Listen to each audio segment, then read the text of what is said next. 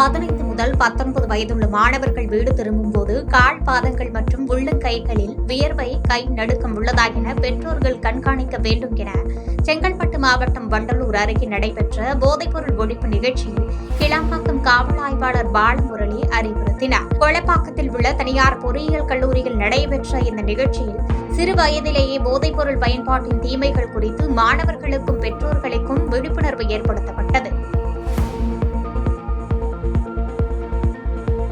திண்டுக்கல் மாவட்டம் கொடைக்கானலில் 14 வயது தமிழ்நாடு பட்டாலியன் NCC சார்பில் நட்சத்திர ஏரி பகுதியில் காசநோய் மற்றும் போதை தடுப்பு குறித்த விழிப்புணர்வு பேரணி நடைபெற்றது. திண்டுக்கல், தேனி, மதுரை மாவட்டங்களைச் சேர்ந்த 500க்கும் மேற்பட்ட மாணாக்கர்கள் கலந்து கொண்டு பதாகைகளை ஏந்தியவாறு விழிப்புணர்வு ஊர்வலமாக சென்று உறுதிமொழி ஏற்றுக்கொண்டனர். யூனிவர்சிட்டியிலிருந்து வந்த vice chancellor, registrar, the police department, the traffic செக்ஷன்ல வந்தவங்க, தி முனிசிபல் கமிஷனர், இந்த பர்மிஷன் கொடுத்த deputy director of the Bryant park எல்லாத்துக்கும் ஃபர்ஸ்ட் நான் ஒரு நன்றி சொல்லிக்கிறேன். இதோட முக்கியமாக வந்துட்டு public have been very cooperative for organising this rally. We are coming from 14 Tamil Nadu battalion Dindigul. இதில் 3 டிஸ்ட்ரிக்ட்லேருந்து கேடட்ஸ்லாம் வந்திருக்காங்க ஃப்ரம் NCC. திண்டுக்கல், தேனி, மதுரையிலேருந்து கொஞ்சம் ஸ்டூடெண்ட்ஸ்லாம் பார்ட்டிசிபேட் பண்ணிருக்காங்க. அப்ராக்சிமேட்லி 550 கேடட்ஸ் வந்துட்டு இதில் பார்ட்டிசிபேட் பண்ணியிருக்காங்க. The main purpose of this NCC cadet is to train them to get unity and discipline கொண்டு வரதுக்காக அவங்க இந்த கேம்ப் நடத்திட்டு இருக்கோம். இது first time in Kodaikanal we are conducting this kind of a camp. அந்த கேம்ப்க்கு அவங்களுக்கு பேசிக்காக அவங்க டிசிப்ளின் இதெல்லாம் சொல்லிக் கொடுக்கறதுக்கு தவிர நாங்கள் வந்துட்டு அவேர்னஸ் ப்ரோக்ராமும் கொஞ்சம் இது பண்ணிட்டு இருக்கோம். இதில் வந்துட்டு டியூபர்குலோசிஸ், அப்புறம் அது இல்லாமல் வந்துட்டு ஆன்டி ட்ரக் பட்ஜெட்ஸ்லாம் வந்துட்டு சொல்லிட்டு இருக்கோம். பப்ளிக் கூட நாங்கள் எடுத்துகிட்டு போய் காட்டணும் அப்படின்னு சொல்லிட்டு இந்த வந்துட்டு ஒரு ரேலி வந்து நாங்கள் கண்டக்ட் பண்ணிட்டு இருக்கோம்.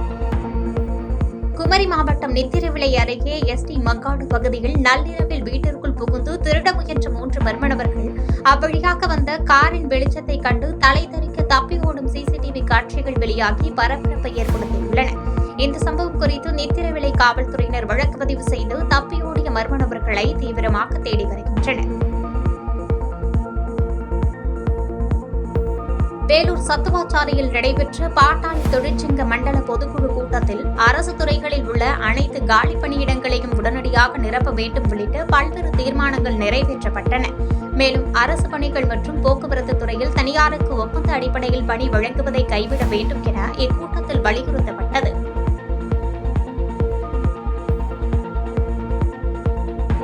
திண்டுக்கல் மாவட்டம் வடமதுரை அருகே உள்ள புள்ளவாடன் செட்டிக்குளம் பகுதியில் இயங்கி வரும் தனியார் கிரஷரால் வெளியேறும் அதிகப்படியான தூசி மற்றும் மண் துகள்களால் அப்பகுதி விவசாய நிலங்கள், கால்நடைகள் மற்றும் பொதுமக்களுக்கு சுவாச கோளாறு ஏற்பட்டுள்ளதாக குற்றச்சாட்டு எழுந்துள்ளது.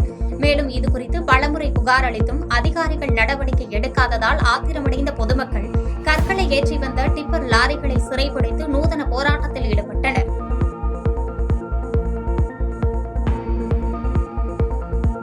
பத்திரப்பதிவுக்கு தொடர்ந்து கையூட்டு பெறுவதாக எழுந்த புகாரை தொடர்ந்து செல்லம்பட்டி சார் பதிவாளர் கண்மணி மீது உரிய சட்ட நடவடிக்கை எடுக்க வலியுறுத்தி மதுரை மாவட்ட ஆட்சியர் அலுவலகம் அருகே பாமக சார்பில் கண்டன ஆர்ப்பாட்டம் நடைபெற்றது.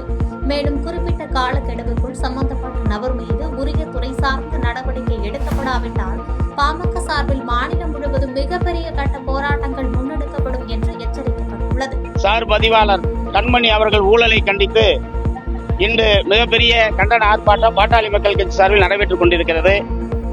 செல்லம்பட்டி பதிவாளர் கண்மணி அவர்கள் ஒரு செண்டு அன்னபூர்வ பத்திரம் பதிவதற்கு 20,000 லஞ்சமும், ஏனைய பத்திரங்களுக்கு லட்சக்கணக்கில் லஞ்சம் வாங்கி கொண்டிருக்கிறார். இதை நாங்கள் பலமுறை பொதுமக்களும் பாட்டாளி மக்கள் கட்சி சார்பில் அந்த பதிவாளர் கண்மணி அவர்களிடம் போய் கேட்டோம். நான் அப்படித்தான் லஞ்சம் வாங்குவேன், தெரிந்ததை பார் என்று சொல்கிறார்கள். இது சம்பந்தமாக மதுரை மாவட்ட பதிவாளர், துணை பதிவாளர், மாநில பதிவாளர் மற்றும் மாவட்ட ஆட்சித்தலைவரிடம் புகார் கொடுத்துள்ளோம். அதற்கான ஆதாரத்தையும் கொடுத்துள்ளோம். நடவடிக்கை எடுப்பதாக இல்லை. இதை பார்க்கும் பொழுது அதிமுகவும் திமுகவும் தாண்டி தமிழக வெற்றி கழகத்தில் லஞ்சம் 2 மாதங்களில் புறையோடி கொண்டிருக்கிறது. இதை தமிழக அரசு நடவடிக்கை எடுக்கவில்லை என்றால் இன்னும் தமிழகம் சீரழிந்துவிடும். மாசு கட்டுப்பாட்டு வாரியத்தால் தடை செய்யப்பட்ட பிளாஸ்டிக் ஆஃப் பாரிஸ் மூலம் விநாயகர் சிலைகள் தயாரிக்கப்படுவதாக கூறி மதுரை மாட்டுத்தாவணி பகுதியில் வடமாநில தொழிலாளர்களின் சிலை தயாரிப்பு கூடங்களுக்கு மாநகராட்சி அதிகாரிகள் சீல் வைத்தனர். இந்நிலையில் வாழ்வாதாரம் பாதிக்கப்பட்டுள்ளதை சுட்டிக்காட்டி தாங்கள் ஏற்கனவே தயாரித்து வைத்துள்ள சிலைகளை விற்பனை செய்ய கோரி வடமாநில தொழிலாளர்கள் மாவட்ட ஆட்சியரிடம் கோரிக்கை மனு அளித்துள்ளனர். இங்க வந்து 2 வருஷம் ஆச்சு. நாங்க அந்த வேலை பார்க்கிறோம், நாங்க அந்த தொழில் பாக்குறோம். இப்ப வந்துட்டு உடனே காலி பண்ணி சொல்லிட்டாங்க. நாங்க புள்ளியார் செஞ்சிருக்கோம். இது நாங்க வேற இது வட்டிக்கு வாங்கிட்டு அப்புறமா நாங்க இது செய்யறோம். அப்ப இது வட்டி அவன் செல் பண்ணிட்டாங்கன்னா நாங்க இங்க போவோம். 1 மாதத்துக்கு நமக்கு டைம் வேணும். சமூக வலைதளங்களில் பிரதமர் நரேந்திர மோடி மற்றும் உள்துறை அமைச்சரை அவதூறாக விமர்சித்து வரும் சமூக ஆர்வலர் பியூஷ் மானுஷ் மீது குண்டர் சட்டத்தின் கீழ் நடவடிக்கை எடுக்க கோரி சேலம் மாநகர காவல் ஆணையாளர் அலுவலகத்தில் பாஜகவினர் புகார் மனு அளித்தனர். மத மற்றும் சமுதாய ஒற்றுமையை சீர்குலைக்கும் வகையில் தொடர்ச்சியாக பேசி வருவதாக குற்றம் சாட்டியுள்ள பாஜகவினர் அவரை உடனடியாக கைது செய்யாவிட்டால் தங்களின் எதிர்ப்பை வலுப்படுத்துவோம் என எச்சரித்துள்ளனர். காலை வணக்கம். எனது பெயர் வழக்கறிஞர் சண்முகநாதன். சேலம் கிழக்கு மாவட்டத்தினுடைய பாரதிய ஜனதா கட்சியினுடைய தலைவராக உள்ளேன். இந்த சேலம் பகுதியில் சமூக ஆர்வலராக தன்னை காட்டிக்கொண்டு அடையாளப்படுத்திக் கொண்டு இங்க இருக்கக்கூடிய தொழிலதிபர்களையும் இங்க இருக்கக்கூடிய அரசு அதிகாரிகளையும் போலீஸ் அதிகாரிகளையும் மிரட்டி பிழைப்பு நடத்தி கொண்டிருக்கின்ற ஒரு ஜான் வயிற்றுக்காக வாயை வாடகைக்கு விட்டு பிழைப்பு நடத்தி கொண்டிருக்கின்ற பியூஷ் மானுஷ் என்பவர் மீது புகார் கொடுப்பதற்காக இங்கே வந்துள்ளோம். அவர் மீது என்ன புகார் கொடுத்துள்ளோம் என்றால், நம்முடைய உலகம் போற்றும் உத்தம தலைவர் நம்முடைய பாரத பிரதமர் நரேந்திர மோடி அவர்களை பற்றியும், இரண்டாவது எஃகு மனிதராக, இரண்டாவது இரும்பு மனிதராக கருதப்படுகின்ற உள்துறை அமைச்சர் அமித்ஷா அவர்களை பற்றியும் மிக கேவலமான, மிக அருவருக்கத்தக்க வகையிலே அவர்களுடைய குடும்பத்தில் இருக்கக்கூடிய பெண்களை இழிவுபடுத்தும் வகையில ஆத்தா அம்மா என்கின்ற வெளியில சொல்ல முடியாத அந்த வார்த்தைகளால அவன் பாடியுள்ளான். கரூரில் பல்வேறு வழக்குகளில் பறிமுதல் செய்யப்பட்ட 1456 கிலோ குட்கா மற்றும் பான் மசாலா உள்ளிட்ட போதைப் பொருட்கள் அமராவதி ஆற்றங்கரையோரத்தில் தீ வைத்து அழிக்கப்பட்ட சம்பவம் சுற்றுச்சூழல் ஆர்வலர்களிடையே பெரும் அதிருப்தியை ஏற்படுத்தியுள்ளன. தடை செய்யப்பட்ட பொருட்களை முறையாக எரியூட்டும் மையங்களில் அழிக்காமல் திறந்த வெளியில் எரித்ததால் நிலத்தடி நீர் மற்றும் சுற்றுச்சூழல் பாதிக்கப்படும் அபாயம் உள்ளதாக அப்பகுதி பொதுமக்கள் குற்றம் சாட்டியுள்ளனர். திருப்பூர் மாவட்டம் அவிநாசியில் உள்ள குப்பை கிடங்கில் தடை செய்யப்பட்ட 67 கிலோ புகையிலை மற்றும் பான் மசாலா உள்ளிட்ட போதைப் பொருட்கள் காவல்துறையினர் மற்றும் வருவாய்த்துறை அதிகாரிகள் முன்னிலையில் அழிக்கப்பட்டன. சம்பந்தப்பட்ட துறை சார்ந்த அதிகாரிகள் மற்றும் தூய்மை பணியாளர்களின் நேரடி கண்காணிப்பில் இந்த போதைப் பொருட்கள் பாதுகாப்பான முறையில் அழிக்கப்பட்டது குறிப்பிடத்தக்கது. சென்னையிலிருந்து தமிழக முதலமைச்சர் விஜய் காணொலி காட்சி மூலம் தொடங்கி வைத்த போதைப் பொருள் ஒழிப்பு உறுதிமொழி ஏற்பு நிகழ்ச்சி வேலூர் ஊரிசு கல்லூரியில் மாவட்ட ஆட்சித்தலைவர் மற்றும் காவல் கண்காணிப்பாளர் தலைமையில் 1000க்கும் மேற்பட்ட மாணவ மாணவிகளுடன் சிறப்பாக நடைபெற்றது. போதைப் பொருட்களுக்கு எதிரான விழிப்புணர்வை இளைஞர்கள் மத்தியில் கொண்டு சேர்க்கும் வகையில் நடைபெற்ற இந்த விழாவில் போதை ஒழிப்பில் சிறப்பாக செயல்பட்ட காவலர்களுக்கு கோப்பைகள் வழங்கி கௌரவிக்கப்பட்டது. சேலம் மாவட்டம் ஓமலூர் அருகே உள்ள தனியார் மகளிர் கல்லூரியில் முதலமைச்சர் விஜய் தலைமையில் சுமார் 1000 மாணவிகள் போதையில்லா சமுதாயத்தை உருவாக்க விழிப்புணர்வு உறுதிமொழி ஏற்றுக்கொண்டனர். மாணவிகள் தாங்களே முன்வந்து போதைப் பொருள் புழக்கம் குறித்து காவல்துறைக்கு தகவல் தெரிவிப்போம் என்றும், கிராமங்கள் மற்றும் நகரங்களை போதையில்லா இடமாக மாற்ற முழு ஒத்துழைப்பு அளிப்போம் என உறுதிமொழி ஏற்கப்பட்டது. கொல்கத்தா பெண் மருத்துவர் வன்கொடுமை சம்பவத்தின் நினைவாக கிருஷ்ணகிரி மாவட்டம் ஒசூரில் மருத்துவர்கள் மற்றும் சுகாதார பணியாளர்களின் பாதுகாப்பை வலியுறுத்தி 250க்கும் மேற்பட்டோர் பங்கேற்ற மாபெரும் விழிப்புணர்வு பேரணி நடைபெற்றது. மருத்துவமனைகளில் மருத்துவர்கள் மீது நடக்கும் அத்துமீறல்களை தடுத்து அவர்களுக்கு பாதுகாப்பான மற்றும் சுதந்திரமான பணிச்சூழலை அரசு அமைத்து தர வேண்டும் என மருத்துவர்கள் கோரிக்கை விடுத்தனர்.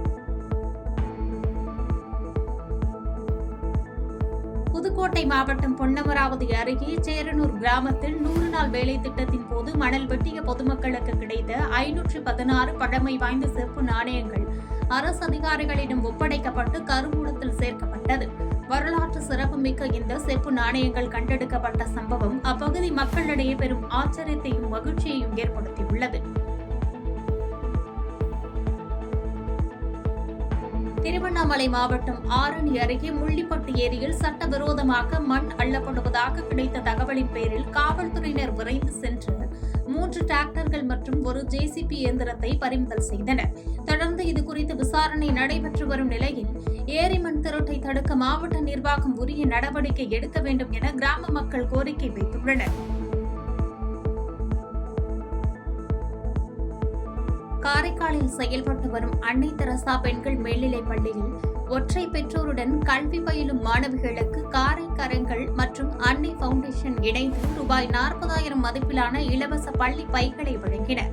மாணவிகளின் கல்விச் சுமையை குறைக்கும் வகையில் மேற்கொள்ளப்பட்ட இந்த நலத்திட்ட உதவிகள் பொதுமக்கள் மத்தியில் பெரும் வரவேற்பை பெற்றுள்ளது.